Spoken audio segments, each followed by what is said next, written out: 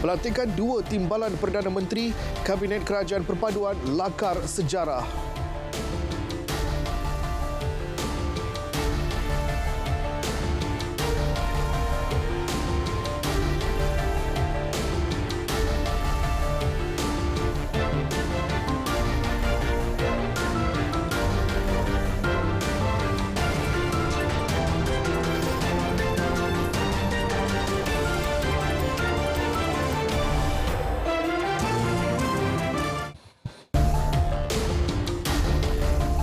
Selamat malam dan salam sejahtera. Anda bersama saya Muhajir Nasami, Berita Tengah Malam.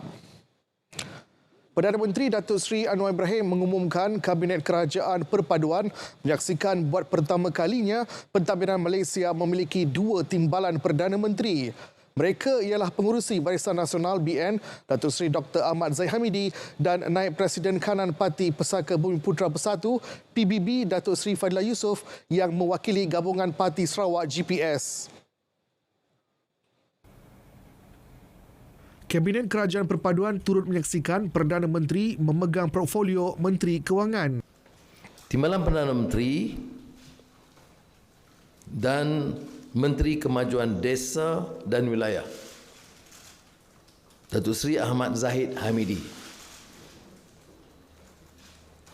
Timbalan Perdana Menteri dan Menteri Perdagangan dan Komoditi Datuk Seri Haji Fadilah bin Yusof. Baik, berikut senarai anggota Kabinet Kerajaan Perpaduan.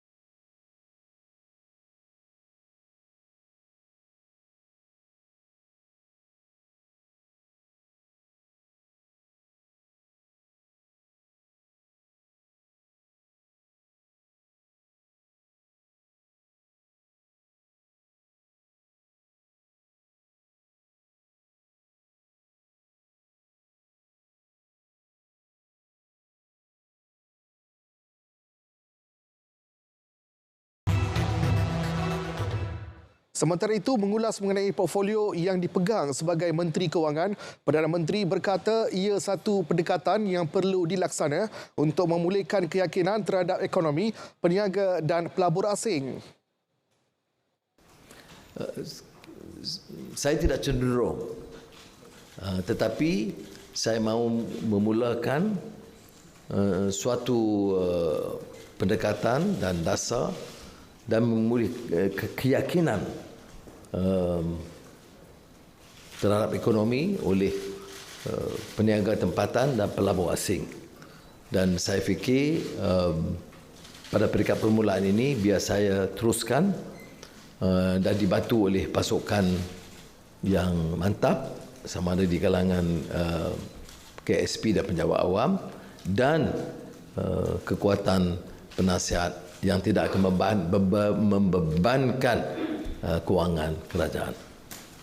Beliau turut memaklumkan Kementerian Kewangan akan dibantu beberapa penasihat diketuai Penasihat Petronas Tan Sri Muhammad Hassan Marikan.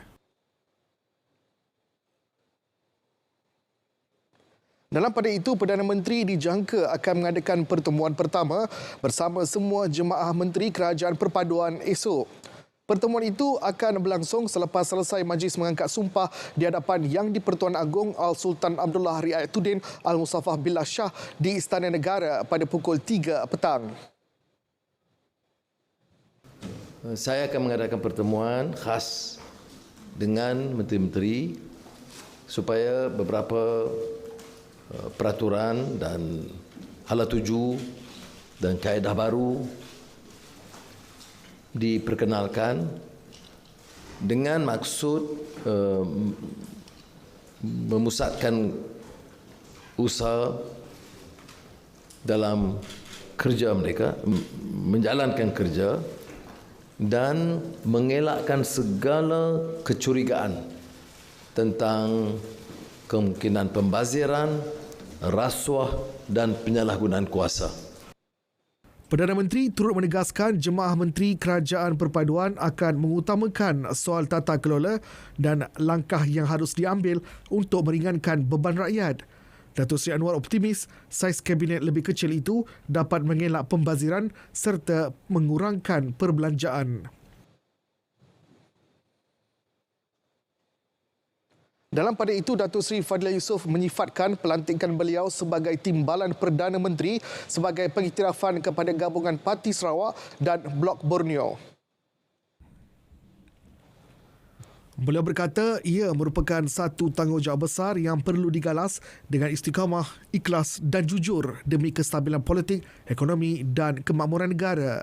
Datuk Seri Fadilah menegaskan jawatan tersebut bukan untuk dibanggakan tetapi amanah rakyat dan negara yang harus dipikul sebaik mungkin. Beliau yang juga Menteri Perlandangan dan Komoditi berjanji akan memikul amanah dan tanggungjawab yang diberikan berpaksikan titah Seri Paduka Baginda Yang di-Pertuan Agong.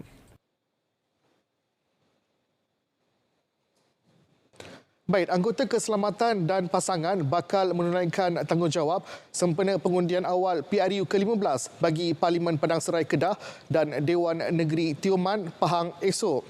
Satu pusat pengundian awal melibatkan 2 saluran awal akan dibuka bagi Parlimen Padang Serai, manakala 2 pusat pengundian awal dengan 2 saluran untuk Dun Tioman.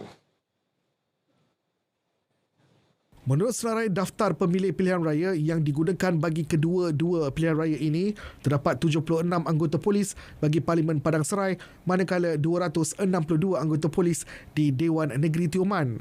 Suruhanjaya Pilihan Raya SPR menyarankan semua pihak yang hadir ke pusat mengundi esok agar mematuhi prosedur operasi standard perlindungan diri.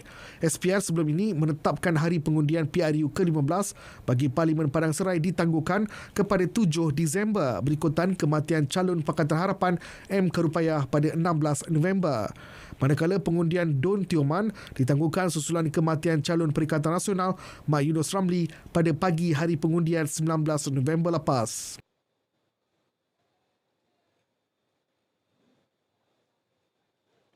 Daftar pemilih tambahan bulan September tahun 2022 yang telah diberaku dan diwartakan kini dibuka untuk semakan selama 30 hari bermula hari ini. Setiausaha Suruhanjaya Pilihan Raya SPR Dato' Ikmaruddin Ishak dalam kenyataan memaklumkan ia mengandungi 83,783 nama warga negara berumur 18 tahun ke atas bagi tempoh 1 hingga 30 September yang didaftarkan secara automatik sebagai pemilih baru. Selain 27,104 pemilih bertukar bahagian pilihan raya dan 11,049 pemilih bertukar status atau kategori pengundi. Semakan boleh dilakukan di aplikasi mudah alih MySPR Semak atau di laman serta talian tertera.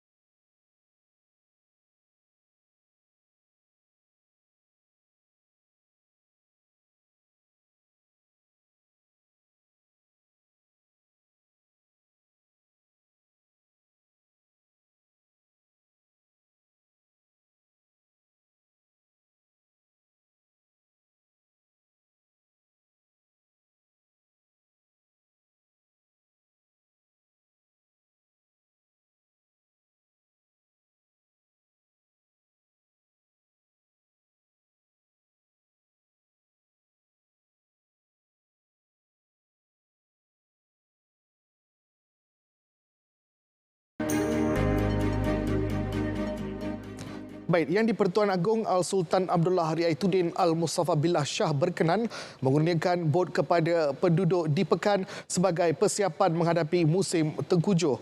Ketika bertitah kepada penerima, baginda berpesan supaya bot tersebut digunakan secara bersama penduduk lain yang terjejas banjir dan bukan untuk kegunaan sendiri semata-mata. 5 bot jenis fiber lengkap bersama jaket keselamatan itu dikurniakan Sri Paduka di pekarangan Masjid Sultan Ahmad Shah selepas menunaikan solat Jumaat bersama penduduk setempat. Turut berangkat pemangku Raja Pahang Tengku Hasnal Ibrahim Alam Shah. Hadir sama Menteri Besar Datuk Seri Wan Rosdi Wan Ismail dan Setiausaha Kerajaan Negeri Datuk Seri Dr. Salehuddin Ishak. Pada majlis itu, Sri Paduka turut berkenan mengurniakan sumbangan peribadi selain makanan keperluan harian daripada Majlis Ugama Islam dan Adat Resam Melayu Pahang MUIP kepada 150 asnaf. Kadar aduan kes rasuah membabitkan penjawat awam menurun tahun ini berbanding 2021. Timbalan Pesuruhjaya SPRM Datuk Razim Muhammad Noor berkata setakat Oktober lalu 5,222 maklumat diterima, lebih rendah berbanding 6,463 maklumat tahun lalu. Okey, dari segi ketidakpuasan hati rakyat kepada penjawat awam, statistik yang kita ada nampaknya ada penurunan dari segi jumlah ketidakpuasan hati. Maknanya maksud saya itu jumlah aduan yang diterima oleh SPRM terhadap penjawat awam. Ya, dari segi statistik tangkapan atau kesihatan, dia masih lagi sama dengan yang lain dalam sekitar hampir separuh daripada jumlah tindakan-tindakan yang diambil oleh SPRM, tindakan penguatkuasaan, iaitu tangkapan dan juga bilangan kesihatan yang melibatkan penjawat awam. Hampir separuh daripadanya melibatkan penjawat awam.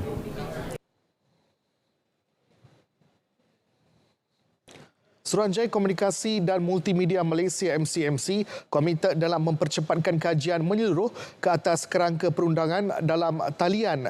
Ia bagi menangani penyebaran isu perkauman serta kandungan yang dapat mewujudkan perpecahan dalam masyarakat di negara ini. Kerangka kawal selia dalam aspek pelesinan, kesesuaian hukuman atau penalti semasa serta keperluan untuk memperkenalkan undang-undang baharu perlu dikaji semula. Ini bertujuan mengatasi penyebaran kandungan-kandungan yang mengancam keselamatan serta keharmonian negara di media sosial. Bagi menangani kandungan yang berbau provokatif, negara serantau telah memperkenalkan undang-undang dalam mengawal selia platform penyedia perkhidmatan media sosial. MCMC menasihatkan agar semua pihak menghormati semua kaum dan agama serta institusi raja dengan mengamalkan prinsip-prinsip rukun negara.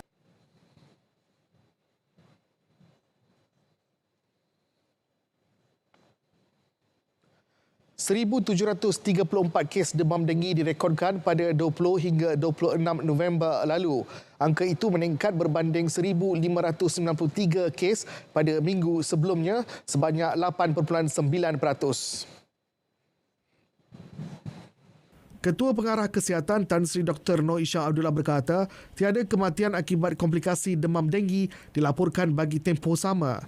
Kumulatif kes demam denggi yang dilaporkan setakat ini 56,304 kes, naik sebanyak 32,757 kes berbanding tempoh sama tahun lalu. Selain jumlah kematian melonjak kepada 37 orang berbanding 18 individu. Pada minggu ini, 54 lokaliti hotspot dikenal pasti berbanding 61 lokaliti hotspot pada minggu sebelumnya. 25 daripadanya di Selangor, 19 Sabah, 7 di Kuala Lumpur dan Putrajaya. Orang ramai dinasihatkan lebih berwaspada ketika melakukan aktiviti riadah terutama pada waktu puncak gigitan nyamuk iaitu di antara pukul 5 hingga 7 pagi dan 5 hingga 7 malam. Bekas pemandu panggilan ditahan bersama 170.58 kilogram dadah bernilai lebih RM6 juta di sebuah rumah sewa di Subang Jaya, Selangor. Timbalan Ketua Polis Selangor Datuk S. Sasikala Devi berkata rumah terbabit dijadikan tempat simpanan dadah.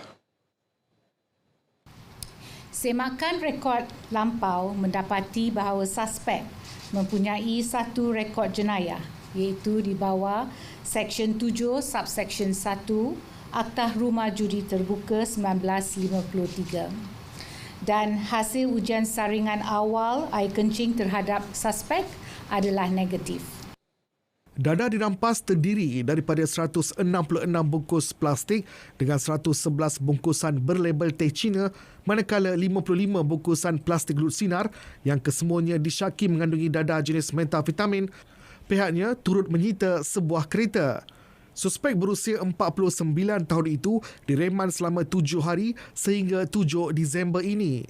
Dalam pada itu, Datuk Sasikala turut mengingatkan orang ramai supaya berhati-hati dengan iklan kerja di media sosial yang menawarkan pendapatan lumayan, tetapi proses pengambilan dan urusan kerja dibuat tanpa berjumpa dengan majikan.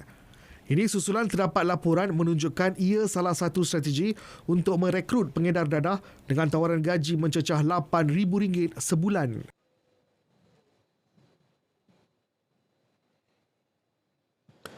CMB Bank Berhad dan CMB Islamic Bank Berhad memperkenalkan langkah-langkah keselamatan baru bagi aplikasi CMB Clicks dan CMB Octo. Berkuat kuasa 5 Disember ini, kumpulan perbankan tersebut akan melaksanakan kebenaran Secure TAC mandatori bagi urus niaga CMB Clicks bernilai RM100 ke atas. Menurut kenyataan kumpulan perbankan itu, langkah-langkah keselamatan baru perlu bagi mewujudkan persekitaran perbankan yang lebih selamat dan mengurangkan risiko penipuan. Pelanggan juga tidak akan menerima TAC SMS bagi urus niaga berkaitan. Sebaliknya, perlu memuatnai aplikasi CMB Clicks dan meluluskan urus niaga menerusi Secure TAC. Bagi itu juga merancang untuk meluaskan kebenaran Secure TAC bagi urus niaga bernilai RM100 ke bawah serta urus niaga bukan monetari menjelang separuh pertama 2023. Tanah seluas 758.47 hektar membabitkan daerah Gombak, Kelang, Kuala Selangor dan Hulu Selangor bakal digunakan bagi pembinaan projek laluan rel Pantai Timur ECRL. Esko Kerajaan Tempatan dan Infrastruktur Eng Zihan berkata pembinaan sepanjang 90.27 km itu membabitkan jajaran bertingkat sepanjang 27.84 km, arah tanah sepanjang 33.93 km dan terowong sejauh 28.5 km. Daripada jumlah itu, 158.33 km di daerah Gombak, Hulu Selangor 169.09 km, Kuala Selangor 118.78 km dan Kelang 131.82 km bagi jajaran C2. Beliau berkata demikian pada sidang Dewan Undangan Negeri Selangor di Shah Alam.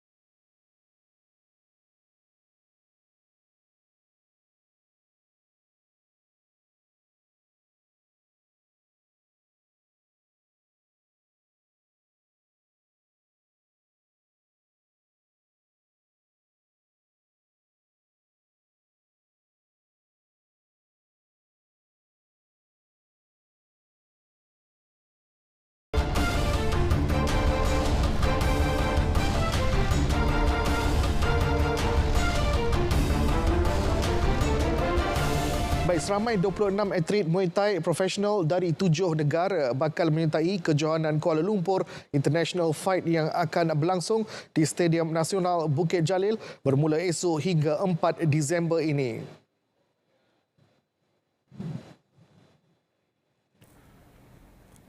Presiden Halo Fight Lab Muhammad Hazrul Sabri berkata kejohanan itu bakal disertai atlet dari rantau Asia selain Eropah seperti Maghribi, Sepanyol dan Perancis.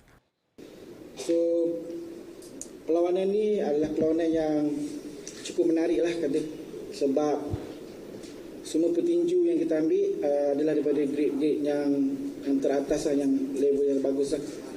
So, kalau untuk yang main fight pula, Sosakon akan versus dengan Hussein adalah perlawanan yang sengit lah. Tambah beliau, 7 pertarungan akan diadakan pada hari pertama, manakala 6 lagi pertarungan pada hari kedua. Bagi menarik lebih ramai pengunjung, kejohanan kali ini turut memperkenalkan pertandingan e-sport seperti Tekken dan Street Fighter. Menjelang kejohanan Wushu Remaja Dunia di Tanggerang, Indonesia, Persekutuan Wushu Malaysia meletakkan sasaran untuk membawa pulang 7 pingat emas bagi menyamai pencapaian pada edisi 2018 di Brazil.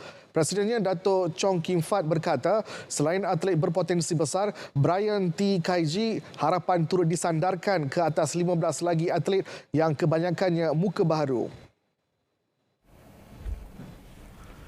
Beliau turut yakin sasaran itu mampu dicapai berdasarkan persiapan rapi yang dirangka termasuk mengadakan sesi sparring bersama atlet senior negara. Budak-budak ini kita sudah memberikan maklumat yang penting sampaikan negeri.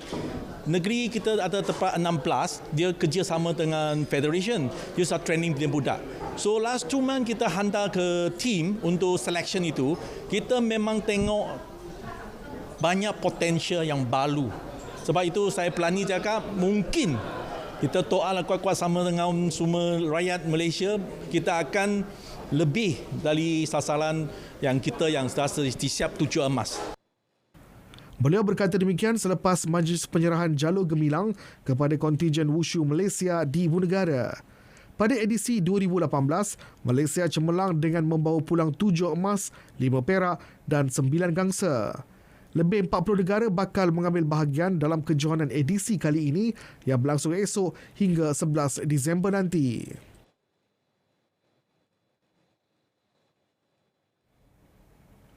Sementara itu, atlet wushu negara Brian T. Kaiji bertekad mengulangi pencapaian memenangi 1 emas, 2 gangsa seperti pada edisi 2018 di Brazil. Beliau ketika itu menyumbang emas dalam kategori Taulu Nangkuan, manakala gangsa dalam kategori Taulu Nandau dan Nangun. I think it's okay lah. So ini masa pun cukup untuk saya untuk pergi competition ini. I wish I can get at least 1 goal. What do you win? Nanshan, Nandau or Nangun.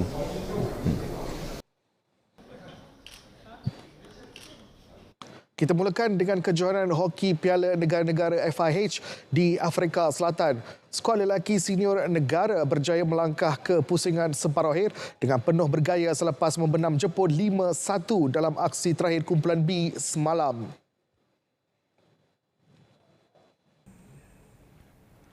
Kemenangan itu sekaligus menyaksikan Malaysia mengumpul 6 mata untuk muncul naib juara kumpulan menerusi 2 kemenangan di belakang Korea Selatan yang mengutip 9 mata. Pada perlawanan di Stadium NWU Astro, Potchefstroom itu, skuad kendalian A Arul Selvaraj tidak perlu menunggu lama untuk membuka tirai jaringan seawal minit kedua menerusi Muhammad Najib Abu Hassan. Bagaimanapun, Jepun menyamakan kedudukan menerusi Kosei Kawabe pada minit kelima. Tersentak dengan jaringan itu, skuad Speedy Tigers terus melancarkan serangan bertali arus yang akhirnya membuahkan hasil apabila Muhammad Aminuddin Muhammad Zain menyempurnakan pukulan sudut penalti pada minit ke-23 sebelum Faizal Sahari menyumbat gol ketiga menerusi jaringan Padang pada minit ke-34. Malaysia yang berada di ranking ke-10 dunia terus menampilkan aksi cemerlang apabila meledak gol keempat hasil jaringan Padang Muhammad Najib sebelum Muhammad Asran Hamsani mencetak gol kelima juga menerusi jaringan Padang selang seminit. Malaysia dijadual menentang Ireland pada aksi separuh akhir esok.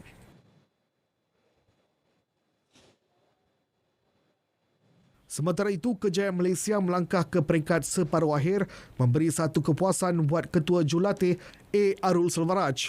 Menurut Arul, ia juga merupakan satu peringkatan dan kematangan yang dipamerkan anak-anak buahnya sepanjang kempen ini.